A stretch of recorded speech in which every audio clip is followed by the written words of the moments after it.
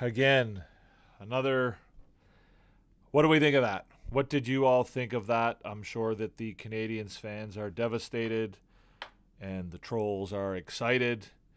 Um, this is what is complicated. This is difficult when you're doing post game commentary on hockey games like this. This is the difficult nights because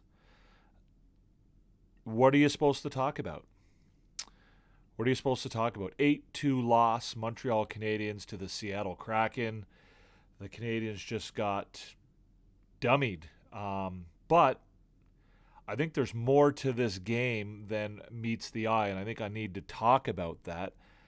I'm going to say something controversial, and I'm sure that people are going to say that I'm crazy, but I don't think the Canadiens were the worst team on the ice tonight. How about that? Let's start there. Um, yeah, the score obviously 8-2. It looks ridiculous. But I think the Canadiens, as a team, were let down by their goaltending tonight, and in particular, they were let down by Samuel Montembeault. Um, they're down 4-0 within 10 minutes. Uh, they weren't the worst team in the first period. They outshot the. Let's just see my notes here if I can grab them. The Canadiens outshot the Seattle Kraken in the first period 15-9. Right? They outshot them 15-9 in the first period, and they're down 4-1. They outchanced them. High danger scoring chances, 11 for Montreal, 5 for Seattle. Right? So there's 5 high danger chances in the first period, and 4 of them end up as goals. The Canadiens have 11, and they can't bury any of them. So they got out goaltended. Joey Decord, the much better goalie in the first period.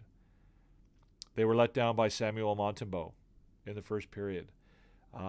Expected goals in the first period were 2.45 for Montreal to 1.08 for the Kraken. So, I mean, it's obvious that the Canadiens, were soundly beaten tonight. And obviously the goaltender is part of your team. And if the goaltender doesn't show up, then that doesn't excuse a win. But at the same time, I think it's something to think about as Canadiens fans. The same thing as the Rangers game last week. Everyone thought that the Rangers game was such a disaster. But the Canadiens had a pretty good start to the game. And again, once the game kind of gets out of control like that, once you're dominating another team and you just can't get the results, that can become frustrating. And then it sort of spirals out of control, and then you see a second and third period, which, again, I don't think the Canadiens were the worst team on the ice in the second and third period either, but they certainly, it was difficult for them to come back at that point. So there's a few things that I think we can talk about, but let's go quickly first through the box score.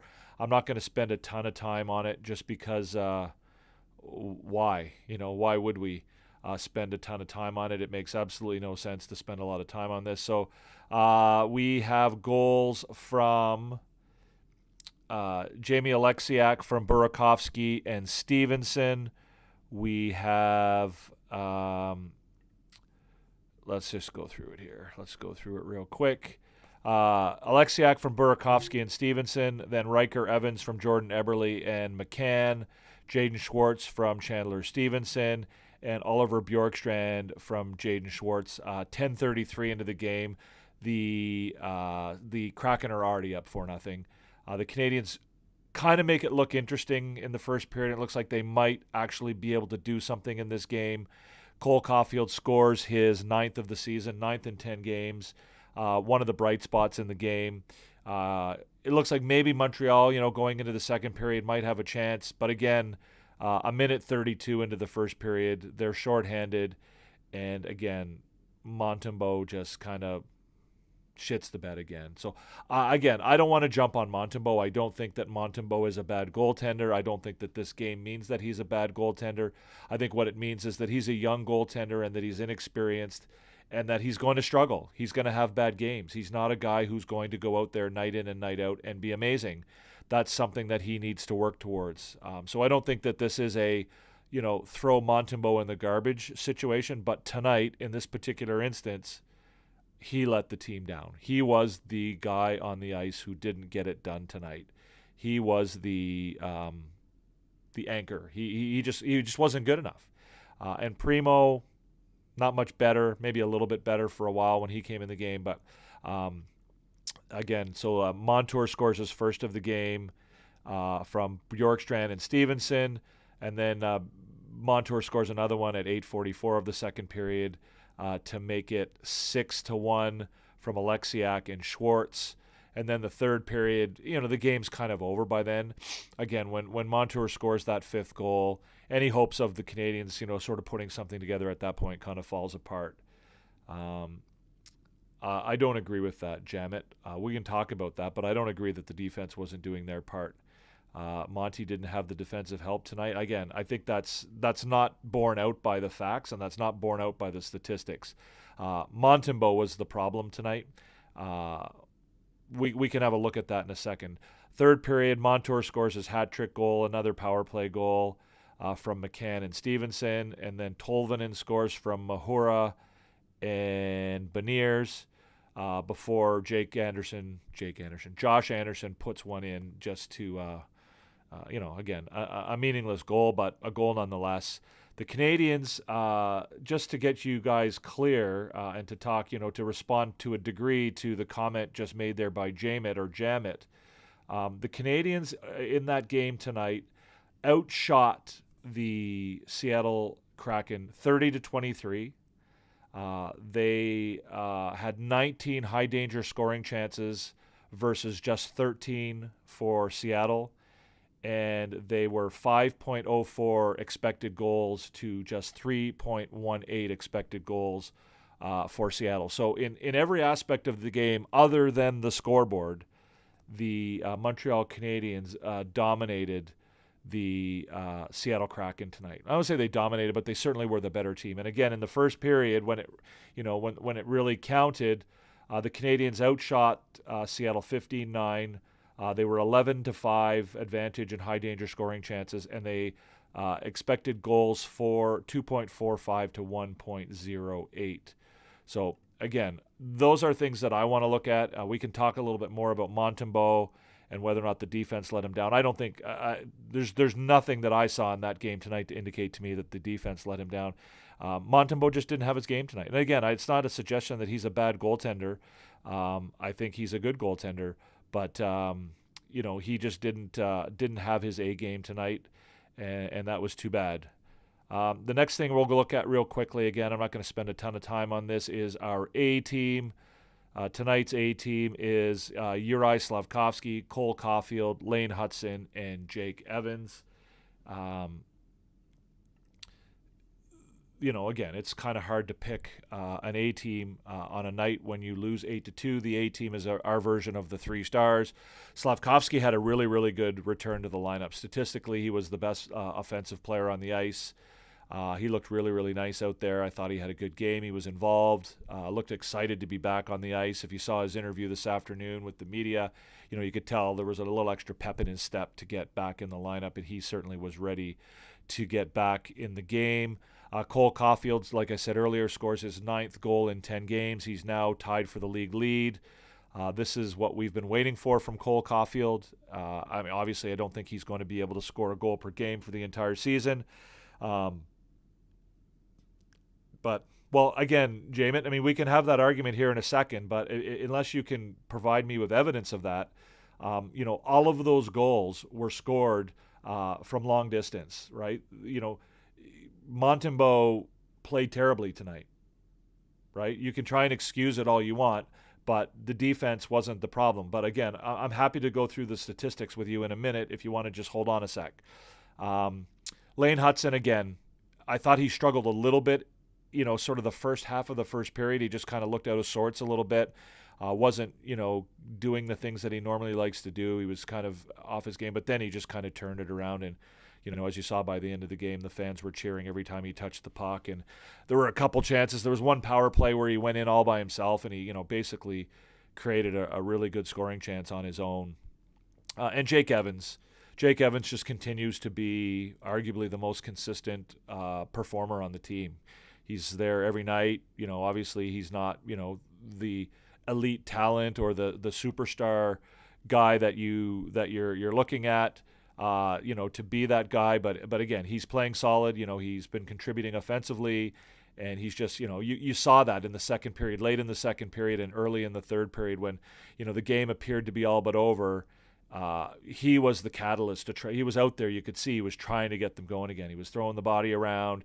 He got in that little, scrap up there with Will Borgen in front of the net that didn't really turn into anything. But at the same time, you could tell, he was one of the guys who hadn't given up on the game, and he was out there trying to sort of drag the rest of the team into the fight, although he wasn't able to do that successfully. The next thing we'll look at quickly, again, I'm not going to spend a ton of time on it, is the report card. The report card, of course, being our version of, how we see the game, right? Again, the game, wins and losses isn't necessarily the way to look at the successes of a rebuilding team. So we kind of look at different things. Again, they didn't manage to score 3 goals. They got caught at 2. They allowed way more than 3. So they weren't able to allow fewer than 3 goals. Special teams for the first time this year was a fail. I think they allowed 2 goals on the power play, and they were 0 for 4, 0 for 3 on the power play. Again, special teams didn't show up tonight. Consistent effort and compete. Again, I considered giving them a mark here, a check mark, just because I thought they didn't play horribly. They just couldn't keep the puck out of the net. The goaltending wasn't there for them tonight. But I thought they arguably were the better team on the ice, but they just, they just didn't get it done. And I felt, with that score, it was kind of hard to give them a check mark. Discipline, I gave them a check mark. I don't think there were any bad penalties tonight. I think they've been pretty disciplined all year. I kind of wish they were a little less disciplined. You saw it sort of towards the end of the game. Things got a little bit greasy and whatever. I kind of wish they'd done that a little bit sooner. Again, we look at Arbor Jacki and we look at, Jaden Struble and, some of these guys who are, we expect to play that physical role on the team. They're the kind of guys who need to go out and do the kind of things that Jake Evans was trying to do to try and turn the game around. A fight, a big hit, something like that might turn the momentum a little bit, because the momentum was really against the Canadiens. Despite the fact that they were carrying the play, the momentum was against them. They just, they couldn't buy a chance. And sometimes, something like that can turn things around.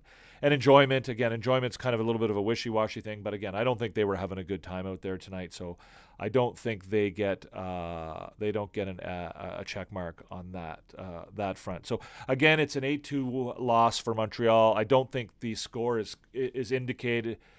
Indicative of the performance that the Canadiens put forward. That's not to say that they put a good effort forward. However, I don't think it was as bad as an 8-2 score makes it sound. Again, I go back to I believe that the goaltending let the team down tonight. Montembeault in the first period just couldn't buy a save. Again, people, there's apparently people in the commentary here who say that it wasn't his fault, and we're certainly willing to talk about that. But again, I think that if they could have, they had plenty of chances to score in the first period. They couldn't bury anything. And on the other end, every time, Seattle took a shot on net, it ended up in the net. It ended up as a goal. So if you guys want to talk a little bit more about the other thing, I guess I do want to talk about is the refereeing in the NHL is an absolute disaster. It's not to suggest for a minute that it had any impact whatsoever on the result of this game. It absolutely did not. But just, the refereeing and the way they handle themselves and the way that, their calls, what do I have in my notes here? Like the penalty on Evans for interference, the penalty on Alex Newhook, right? They call, they absolutely blow an icing call, and Newhook has a few words to say to the linesman about it, and like 20-30 seconds later, they call an absolute invisible interference call or slashing call, pardon me, on Newhook, right? It's almost like it was like, don't yell at us because we're going to call you for a penalty. It's just the way they manage hockey games in the NHL. I don't know who's teaching them how to manage hockey games, but they absolutely have no idea, no clue whatsoever what they're doing. I guess we found our answer also, to the Evans and Borgen situation about, you can, if you drop your gloves but you don't fight, it's going to be an unsportsmanlike conduct. Same thing with, the Arbor Jackeye situation with Eberle at the end of the game, right? Jackeye throws a perfectly clean, not even a really big hit, to be honest with you, on Matty Beniers. Jordan Eberle, whatever he was thinking, maybe he thinks I'm the captain, I got to do something. He skates up to Arbor Jackeye. Arbor Jackeye absolutely keeps his cool, doesn't drop his gloves, doesn't do anything. Eberle, starts putting his glove in his face and, whatever. And, the entire team comes in and they're all over Jackeye. And Jackeye finally has enough. And he's like, fuck this. I'm going to start throwing a couple rabbit punches. And he does. But then they both get the same penalty. Like, what did Jackeye do there? Right? Like, it's, similar to the other night. Like, Jackeye gets the only penalty when, two guys, he's basically got a guy jump on his back as he's about to start a fight. Like, again, I understand that I guess I don't understand this. I mean, but it happens. The NHL, referees start giving guys reputations and they start to, their calls end up being based on that reputation and not on the events that are going on the ice.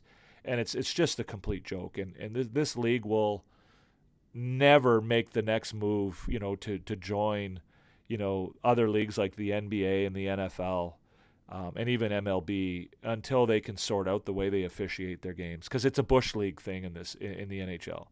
And it's a hockey thing. It's not just an NHL thing. Referees in hockey don't know how to referee a hockey game. It doesn't, officiating is meant to protect the players from injury and to maintain to maintain the fairness and the integrity of the game. And it doesn't do that. Refereeing in hockey does not do that, whether it's at the junior level or whether it's at the NHL level. That is not a concept that is taught to referees, and it's unfortunate because the league struggles because of it. So anyways, let's get into the questions. I want to deal with is it James T or Jamit? I don't know how to pronounce that or say that properly, but let's go and look at for a minute. Let's have a peek at actually, let me bring the comment or the chat box over here. And let's look at the stats, if you don't mind, for a minute. So we'll look at the stats on Montembeault tonight because James T or Jamit believes that the defense was the problem tonight and not the goaltending. So if I can just find the right spot to look here. So I'm looking at stats on Natural Stat Trick. And so I'm looking at the individual stats for the Canadiens. And I'm going to all scenarios. So we've got Sam Montembeault here tonight. He played 21 minutes in the game. He faced 10 shots. He made 5 saves. He allowed 5 goals. The expected goals against, I don't know if you guys know how expected goals against works, but expected goals is basically they look at the quality of the shots and they make a judgment on, how many goals you're expected to allow based on the quality of shots. That's a really simplified version of it, but that's basically what it is.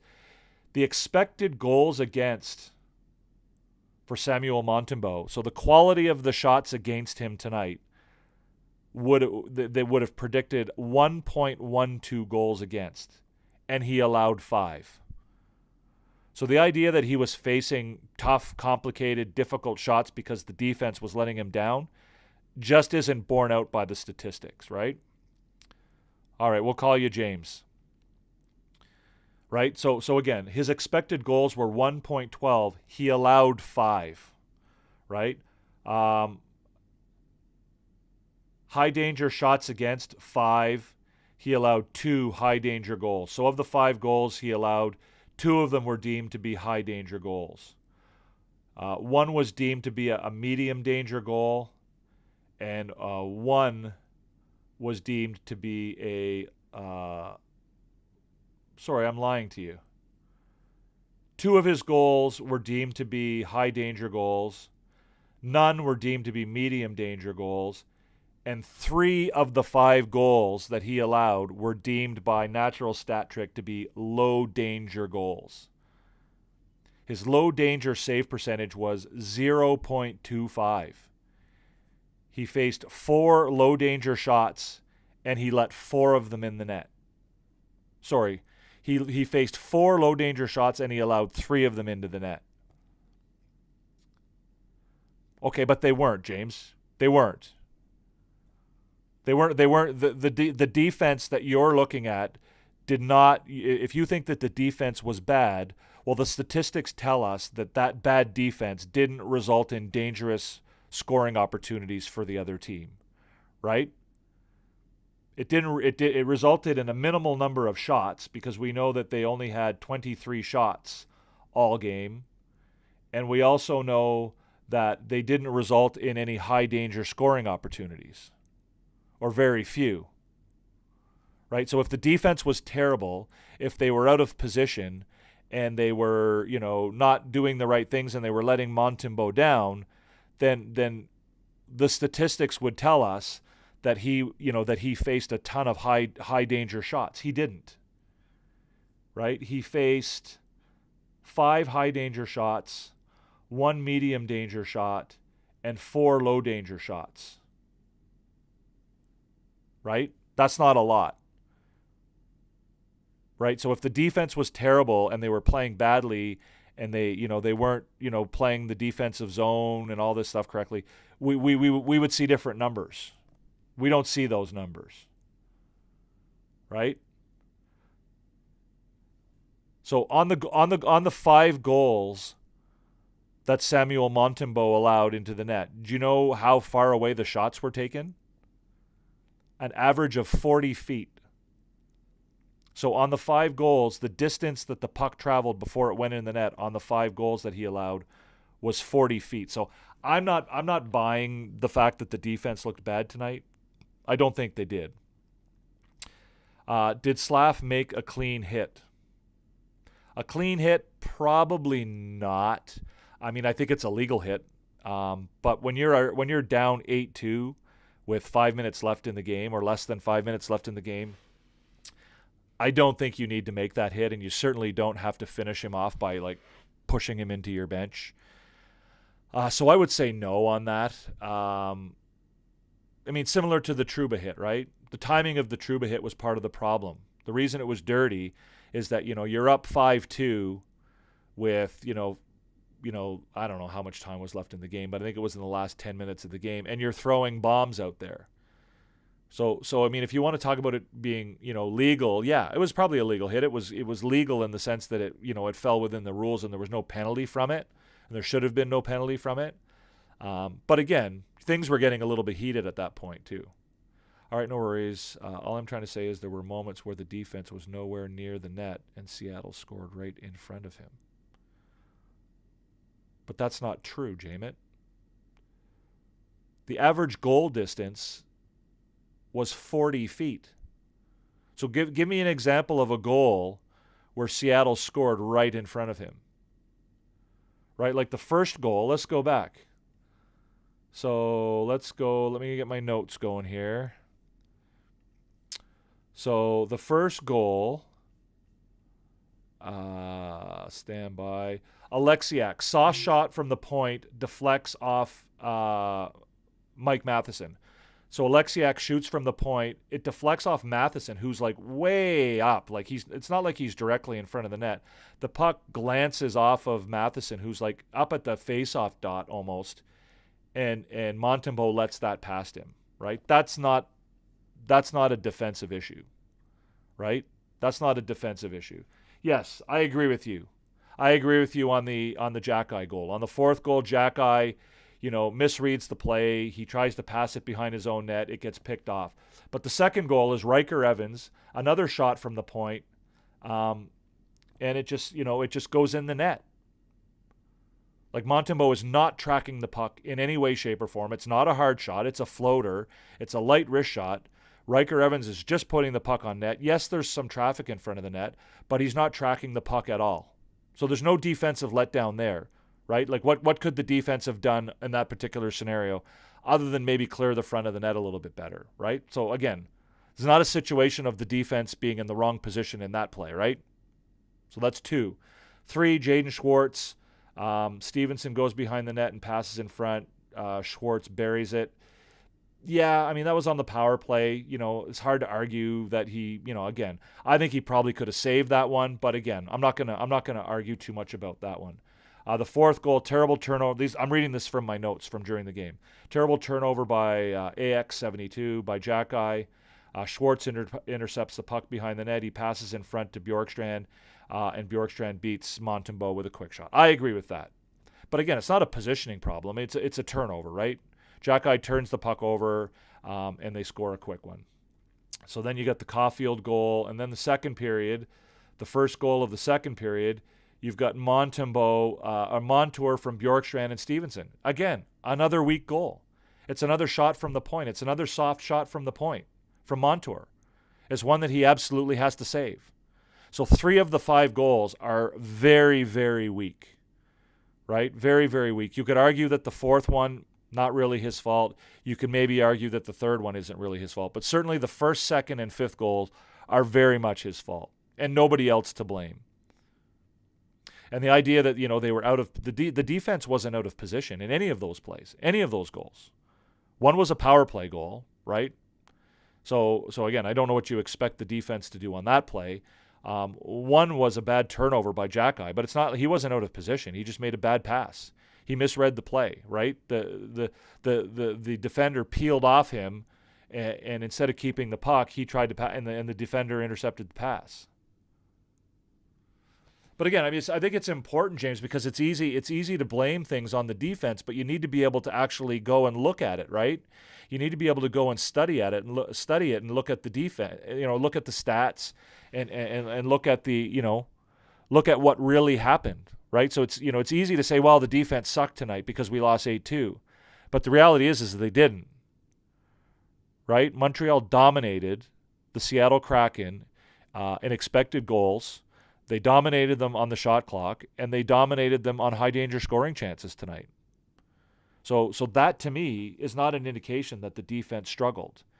What happened to me in this game is that you have a team that couldn't get a save in the first 10 minutes of the game and couldn't score a goal, right? They couldn't get a bounce. They couldn't beat the other goalie. So and as a result of that, 10 minutes into the game, they're out of it. It's almost like last year. Montreal has really trouble with expansion teams. I don't know why he just don't show up. Are you saying Montembeault has trouble with expansion teams, or you're saying Montreal has trouble with expansion teams? Again, to me, this is like a symptom of youth, right? This is a symptom of inexperience, whether it's the player or whether it's the team. The team is young, and the team is going to play well some nights, and they're going to play bad some nights. Like the Pittsburgh game, right? Pittsburgh was finally a team that, they could match up against, that they probably were better than, and that they should beat, and they came out and laid an absolute egg. And then they have back-to-back games against St. Louis and Philadelphia, 2 teams that they should probably also, compete fairly well against, and they win. And then they come out tonight against another team that they probably should compete against, and they just, it just shows you how. What did Marty St. Louis say tonight during his press conference this afternoon? How fragile the game is. How fragile everything is. If one little thing goes wrong, it can affect the entire thing. It can affect the entire game, right? So tonight the goaltending went wrong. The other night they're playing Philadelphia. They're coasting along. They're up 4-1, and all of a sudden they go to sleep for a little bit, and before you know it, it's 4-3. Right? It's very fragile. If you don't keep your foot on the pedal for the entire game, you're going to, it's gonna hurt you. It's gonna affect you.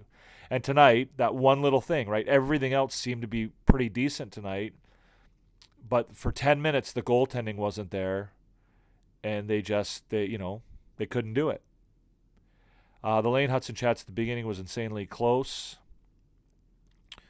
Which one do you mean? He had a couple of good chances tonight. There's one where he broke in all alone and almost scored. But yeah, anybody who thinks that he's not ready for the NHL. Somebody asked me earlier today on a TikTok live whether or not they thought Lane Hudson should be sent down to the minors. Again, I think every night Lane Hudson is demonstrating that he's quite capable of being in the NHL. The whole team, yeah. Again, Frank, it's the, to me, I've said this before. Consistency is one of the last pieces of the puzzle when you become a good hockey team, right? It's what is the hardest to get for young hockey players. It's the last piece, the last thing that you really figure out. Is how to be a team that shows up no matter what, right? You don't let down against the shitty teams. You play a full 60 minutes. It's that full, consistent effort. It's being a professional, right? That's what being a professional means. It's being, yeah. Being a professional means you show up every night and you put on a performance every night. Now, no player ever really does that where they're perfect about that, but I think the more experience you get and the better you get as an NHLer, that's the kind of thing and that's what's been impressive about Lane Hudson, right? Honestly, for all those people who want to hate on Lane Hudson, there's not very many nights where you look at the entire game and say he had a bad game. Yeah, he has a bad play here and there and he makes mistakes. He's a 20-year-old kid. You expect that. But go back through the, 10 games the Canadiens have played now and tell me one where you can say that on the entirety of the game, Lane Hudson played badly. Maybe one, maybe two, if even that. So, first goal, yeah. They're just talking about it on RDS, about, starting the game. What did the Canadiens have allowed, 17 goals in the first period so far this year or something like that? Something crazy, right? Starting the game is important. What happens if Montreal scores on that first shift, right? What if they capitalize on one of those chances early in the game, and so instead of being down 4-0 or down, what was it? Let's go over here again. Look at my notes. Instead of being down 2-0 4 minutes into the game, or down 1-0 25 seconds into the game, they're tied 1-1, or they're even down 2-1, or it's, or they're up 2-1. Then the rest of the game looks very different, right?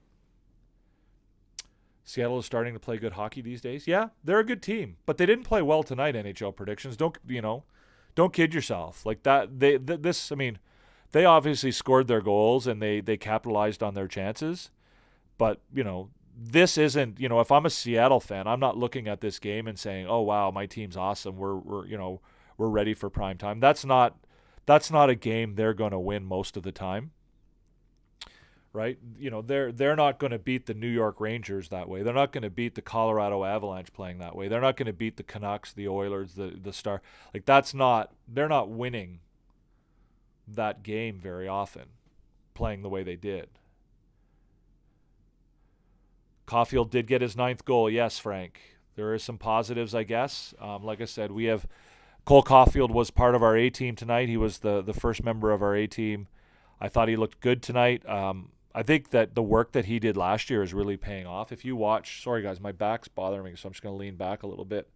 If you watch Caulfield play, in every aspect of the game, one thing I marked in my notes was before he scored his goal, there was a play right before he scored his goal where the puck went behind the net, and the way he cleanly took the puck off the dasher, off the boards, on the backhand and came out in front of the net with it was just like, you don't see that. Like, that's not an easy thing to do. He made it look very easy, but that's not an easy thing to do. So I think his game has improved, and it's not just about his goal scoring. I think the work he did last year is really starting to pay off. Do I think the situation with Evan's contract is going to be resolved? If so, what is your AAV in number of years? It's a good question. I don't know that there's an issue with his contract. I don't know whether they're negotiating or not. I don't think So I guess the question is whether I think that they will re-sign Evans. I think they would like to. I certainly would like them to. I could see them signing him. If it were me, I would do up to like $3 million a year for 4 years. Right? I would be, if the Canadiens sign Jake Evans for for 4 years at $3 million, I would be pleased with that. I think that would be a good result. That would be a good. The Kraken are still new to the league. Yes, they are, but they're not that new to the league anymore, right? This is what, their third season. They've had playoff success. So I think Lane Hudson is awesome. Once he puts it all together, he will be an awesome player. Yeah, I think he's already put it together. What's up, Hunter? Tap that screen, guys. Hit those likes if you want. I don't know whether that helps or not in YouTube or not. I don't know that it attracts people to the video or not. But yeah, Leafs big win last night, 6-4 over the Jets. Yes, we talked about this afternoon, didn't we, Hunter? I think you were on my Gymcast live this afternoon on TikTok. But yeah, again, I think that this is another lesson to be learned for the Montreal Canadiens. Unfortunately, it's now becoming a bit of a habit. You expect a level of inconsistency from young teams. You expect a level of inconsistency from teams that are made up of, inexperienced players. But again, you want to see them learn from it. You don't want to see them repeating that same thing over and over again. And now what is it? We've had 3 games where they sort of just fall apart in the first period. They get a couple bad breaks against them. In this particular case, goalie who lets in a couple stinker goals, and it kind of deflates the team. And I don't know the answer to it, but again, it's some of the stuff that you saw in the third period where they started to get a little bit more physical and they started, jawing at each other from the benches and that kind of thing, getting into it with Chris Tanev and all that kind of stuff. That's the kind of thing you maybe wanted to see earlier in the game. Maybe that's what you wanted to see. You wanted to see some of that, that sandpaper, if you want to call it that, earlier on, as opposed to waiting till, the very end of the game to do that. So, you weren't there this afternoon, Hunter? Okay. I just assumed that you were because you usually are, right?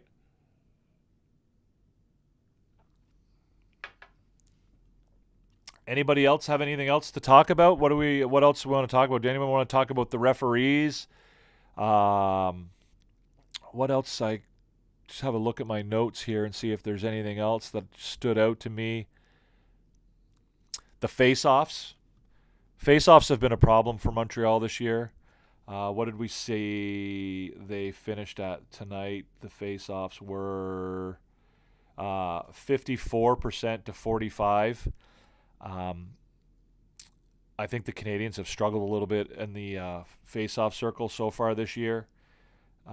They were down big time in the first period. That was one thing they didn't do well in the first period. One thing they didn't dominate in the first period was the face-off circle. What's my prediction for Montreal standing at the end of this year? I don't have any clue, James. I really don't know. Again, I would have said at the beginning of the season that if they could stay healthy, they had a chance to, an outside chance to make a wild card spot. If you want to go and look, you can go. I wrote an article that's posted at reclinersports.ca called "The Recipe for the Playoffs." It's Montreal's recipe for making the playoffs. It's the things that they need to do in order to be a playoff team. It talks about a number of different boxes that need to be checked off in order for them to get there.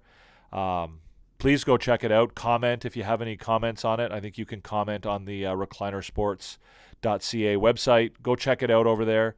You can also go and check out the replays of these live videos as well. But like I said, I would have said at the beginning of the year if they could stay healthy, they had a good, they had a decent chance, or they had a chance of making a wild card spot or being close to a wild card spot. They just haven't been healthy. And again, I don't think that it's just being, missing guys in the lineup that affects them negatively. I think it's a lack of consistency that hurts them too, right? They don't have the same lineup 2 nights in a row, right? Like one night they're missing this guy, and the next night they're missing that guy. So, if you watch the preseason, I think was a perfect example of that, right? Everyone was excited for the preseason, and everything was awesome, and we're excited to see, all these guys play together, and we had 2 good lines. We had the Slavkovsky, Caulfield, Suzuki line, and we had the line A. Doc was healthy again, and we had Line A was there, and everything. And then the first preseason game or second preseason game, Reinbacher's out in the first couple minutes of the game, and then Line A's out.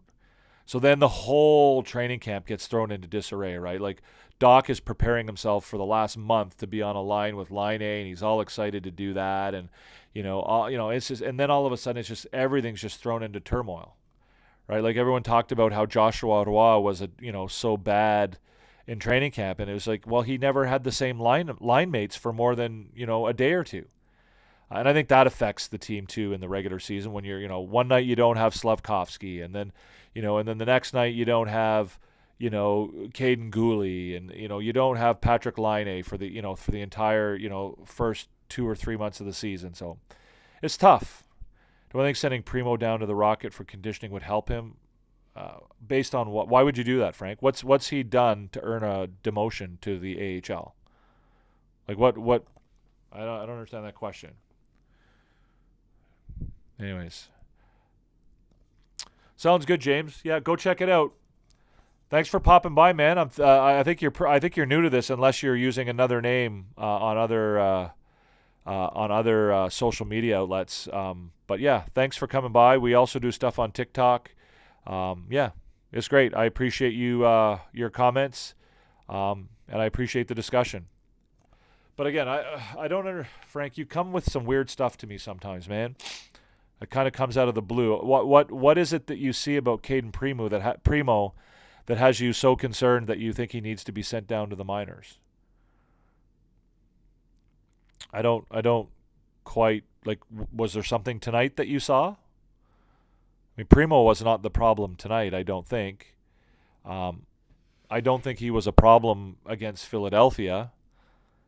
I don't think he was a problem in his game before the Philadelphia game. I think it was who did he play? His first game wasn't great, the game against Boston. But again, that seems like a bit of a knee-jerk reaction, Frank. And you're not commenting anymore, so I guess I'm not getting any response from you. So if I'm answering your question directly, no. I don't think that sending Primo down to the Rocket for conditioning would help him. I'm not sure what help you're thinking about or what you're talking about as far as him needing help. Do I think that maybe at some point you give Dobesh a chance to come up and play a game or two in Montreal, or to be the backup for a little while? That I don't have a problem with, but I don't think I do that. I don't think that Primo gets demoted to the AHL because he needs help or he's not playing up to a certain level that you would expect from him. I don't get that. I don't get that feeling. And again, Montembeault, the same thing. I think Montembeault had a terrible game tonight. I think he let the team down. I thought he was, the primary reason why they lost this game tonight. If he could have even made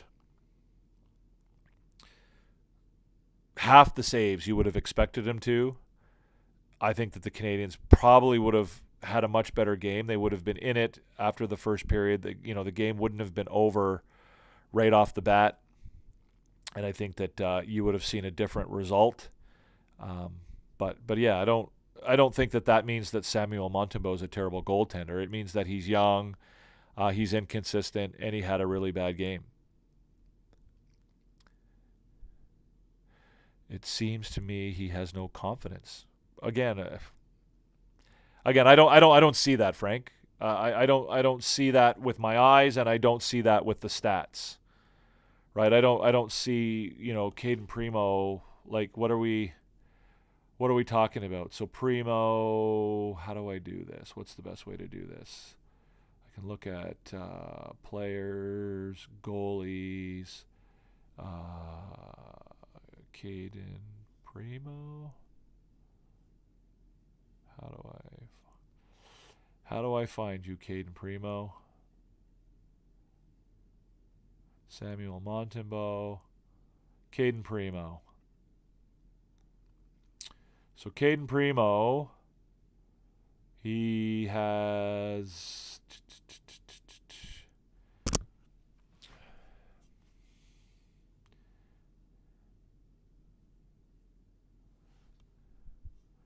45.8 expected goals percentage. That's not great, but it's not the end of the world either.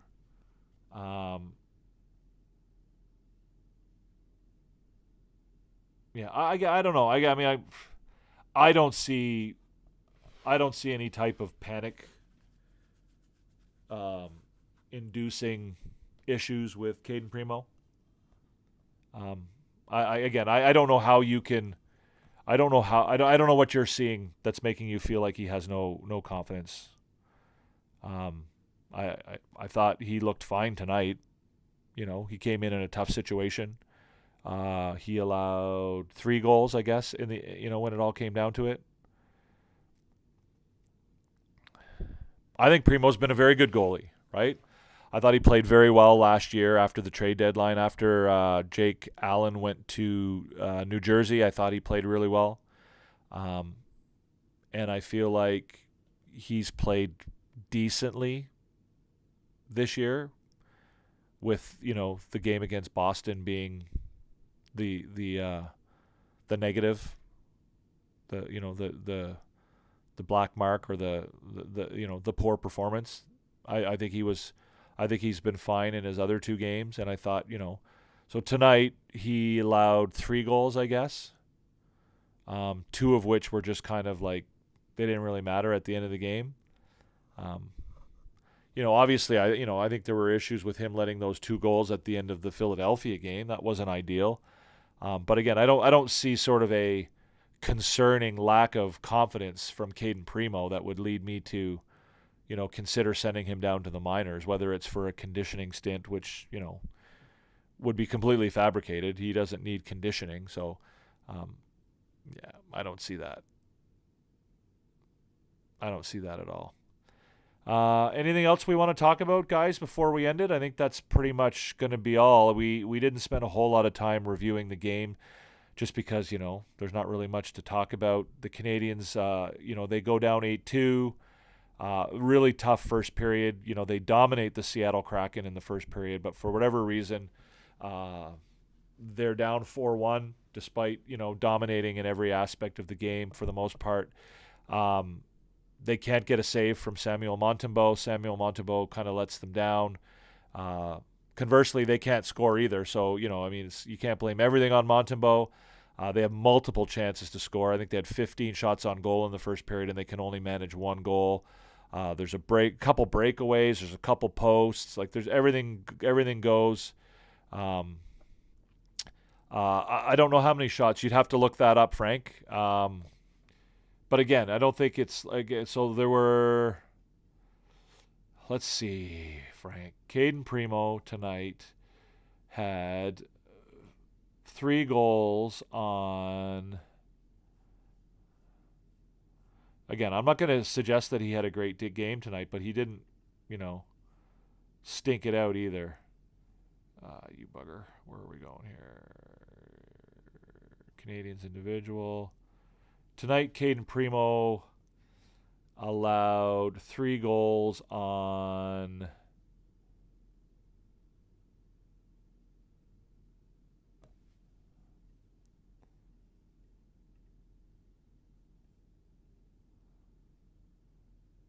(13 shots.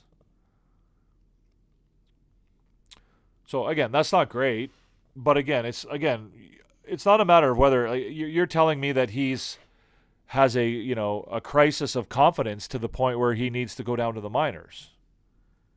Again, you have a tendency, Frank, I think, to be a bit of a panicker, right? You're one of these guys who they lose a game and you need to find the solution to fix everything. They're going to have bad games. They're not going to play well. The answer isn't to try and find some guy that you can send down to the minors. The answer isn't to fire the coach. The answer isn't to, to do some great thing that needs to fix. It's a process, and it's a long process. Right? It's not like just because the team loses a game, even when it's an 8, even being an 8-2 game, it doesn't mean that you kind of have to, blow something up, or this is what has really been the downfall of the Montreal Canadiens for the better part of the last 20 years, is they've been a reactive organization. They're a team that reacts to, oh, we lost 2 or 3 games in a row, we got to trade somebody, right? Things are going badly, we got to get rid of PK Subban. Things are going badly, we got to dump our coach, we got to bring in a new guy. It's got this, Dominic Ducharme, right? Montreal Canadiens fans are going to love to hate Dominic Ducharme. Dominic Ducharme is going to be a laughingstock in Montreal forever and ever and ever, right? When people talk about the worst coaches in Montreal Canadiens history, they're going to go and they're going to talk about Dominic Ducharme. I'm going to tell you right now, Dominic Ducharme is an incredible hockey coach. He's a really, really good hockey coach. And the reason he failed in Montreal is because the Montreal organization put him into a situation where he had no other possibility but to fail. Right? Like they put him, first of all, as an assistant coach to Claude Julien. So they take a young up-and-coming coach who's coming from junior hockey, who has a ton of potential to be a really good NHL coach, and they put him on the bench as an assistant coach to a dinosaur like Claude Julien. Right? Disaster move. Like, why would you want a good, young, up-and-coming, progressive coach learning bad habits from a dinosaur like Claude Julien? Right? Why? Well, because the Montreal Canadiens have been run by dinosaurs for the better part of the last 20, 25 years. They don't see any problem with that. So instead of sending, Dominic Ducharme to go coach in the American League or, be their head coach in Laval or whatever, they bring him up to be the assistant coach in Montreal. Then, Claude Julien struggles and they lose, 6-5, whatever it was, however many games it was, and they panic. We got to get rid of Claude Julien. We need to get another coach, right? Never mind the fact that everybody knows that Dominic Ducharme wasn't ready to be an NHL head coach. Never mind that they fired Claude Julien without having a proper replacement in mind or in place, right? They just said, well, we can get rid of Julien and we'll just throw Dominic Ducharme in there. He'll figure it out. And it ruined him. Yeah, he took them to the Stanley Cup final that year. But he wasn't ready for that job. He wasn't ready for that position. And all because the Montreal Canadiens, reacted to a couple bad games or, a bad situation by having to do something, having to make a big splash and having to make a big move. And they ruined him. And then, Jeff Petrie didn't help. Jeff Petrie sewered him, talked about how bad of a coach he was. Meanwhile, all Jeff Petrie wanted to do was get back to Detroit because he missed his wife or whatever, and, turned out to be like the worst teammate probably in the history of the entire NHL, certainly in the history of the Montreal Canadiens. But these are examples of what happens when you overreact and you manage in a reactionary way, right? Things don't go well, and, people's careers get ruined, and your team sucks for long periods of time because you don't have any continuity, right? So finally the Montreal Canadiens have a plan in place. They have some sort of intelligent management going on where they have a long-term plan with vision, and they have the commitment and the resolve to stick to that plan. Right? And the plan is to rebuild, and the plan is to get better slowly, progressively over time, and to develop these young players into a team that hopefully someday will be a Stanley Cup contender. And part of that plan and part of that resolve and part of that commitment is to not freak out every time something goes wrong. right? It's not to send guys down to the minors because you feel like they're having a crisis of confidence, which they're probably not. And if he was, they probably would consider that.